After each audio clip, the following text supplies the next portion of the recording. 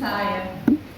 Jinsi ilivyo mizuri juu ya milima miguu yake aletaye habari njema, yeye aitangazaye amani, aletaye habari njema ya mambo mema, yeye autangazaye wokovu, auambiaye Sayuni, Mungu wako anamiliki. Sauti ya walinzi wako, wanapaza sauti zao, wanaimba pamoja, maana wataona jicho kwa jicho, jinsi Bwana arejeavyo Sayuni.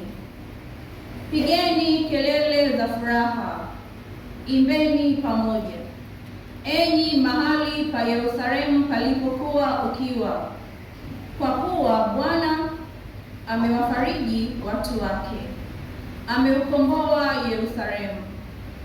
Bwana ameweka wazi mkono wake mtakatifu machoni pa mataifa yote, na ncha zote za dunia zitauona wokovu wa Mungu wetu. Neno la Bwana. Miisho yote ya dunia imeuona wokovu wa Mungu wetu.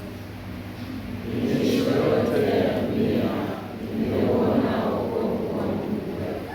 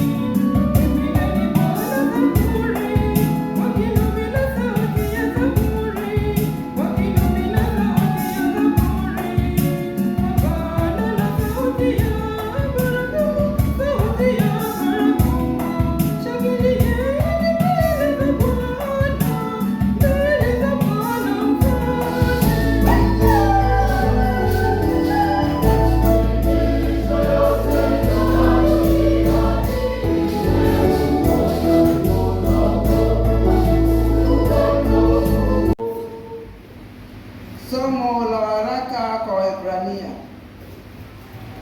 Mungu ambaye alisema zamani na baba zetu katika manabii kwa sehemu nyingi na kwa njia nyingi, mwisho wa siku hizi amesema na sisi katika mwana aliyemweka kuwa mrithi wa yote.